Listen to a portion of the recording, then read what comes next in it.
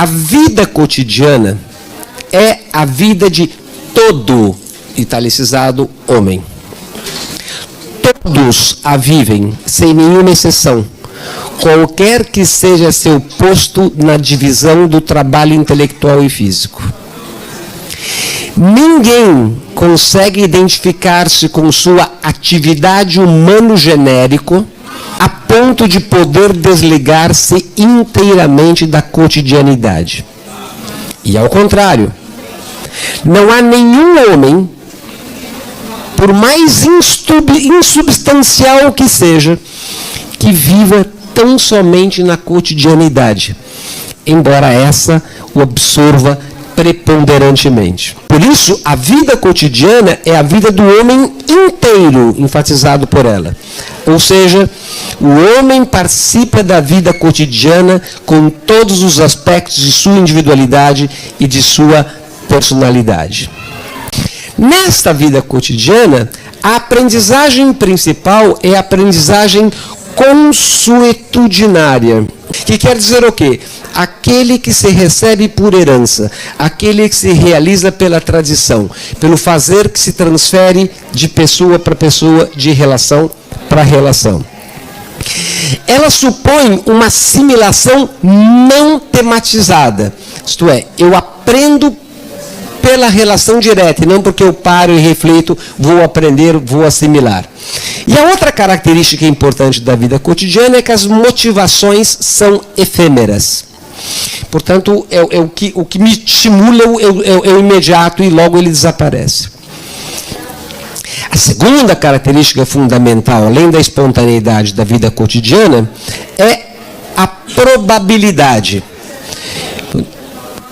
que muitas vezes a gente chama também de cálculo mental, e que faz com que nós, em função da experiência, em função dessa vivência, hajamos mais ou menos em função do caso médio, do cálculo de segurança suficiente para se realizar.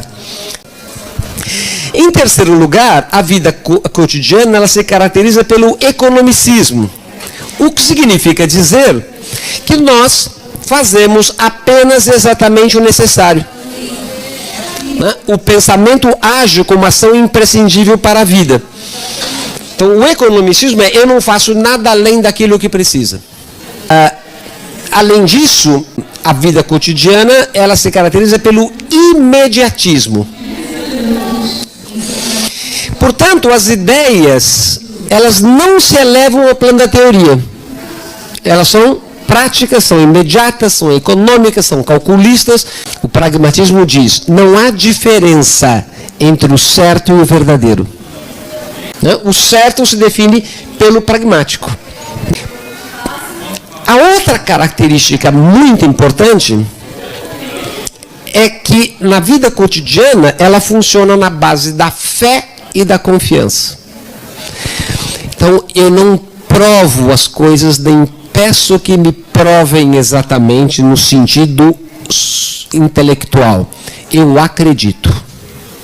A outra característica importante que da vida cotidiana é que ela se caracteriza pela ultrageneralização. A ultrageneralização se caracteriza por juízos provisórios que a prática confirma ou refuta. Mas a confirmação do juízo é a própria prática. O juízo é a avaliação e assim por diante. Isto é absolutamente normal e necessário para viver.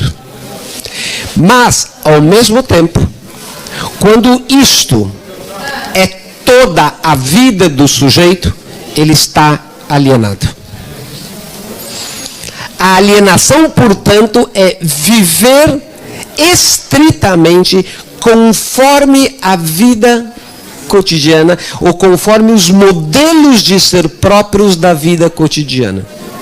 Existe alienação quando ocorre um abismo entre o desenvolvimento humano genérico e as possibilidades de desenvolvimento dos indivíduos humanos.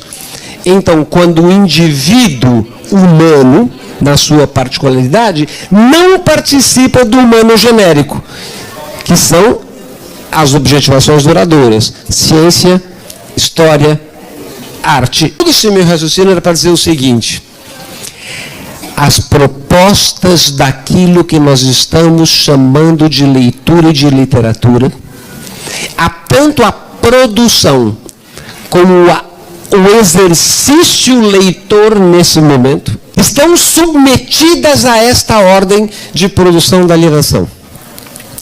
Ninguém se desaliena porque fica leitor.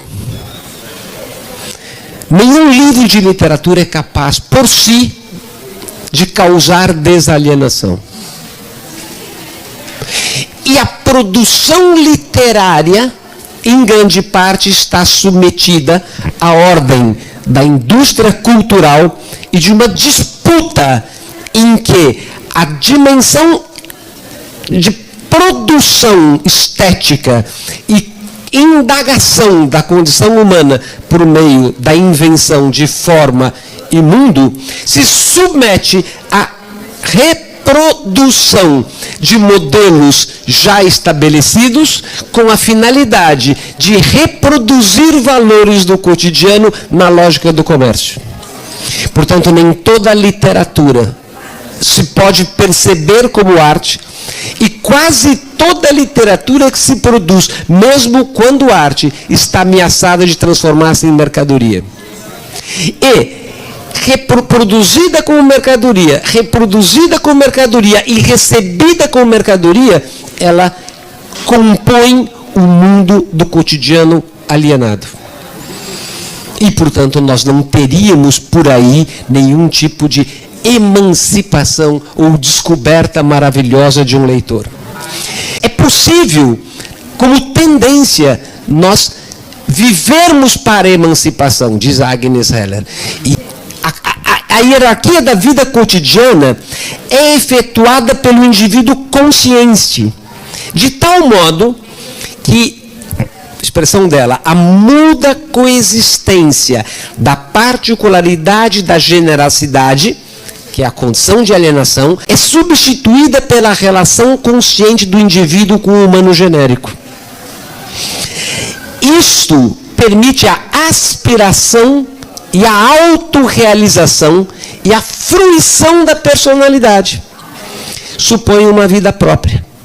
Embora mantendo-se na cotidianeidade, cada um apropria-se a seu modo a realidade e impõe a ela a marca de sua personalidade. Mas não é impossível empenhar-se na condução da vida, mesmo enquanto as condições gerais econômico-sociais ainda não favorecem a alienação. A formação significa dar as condições objetivas e subjetivas para que cada um de nós possa ter a sua condição de vida.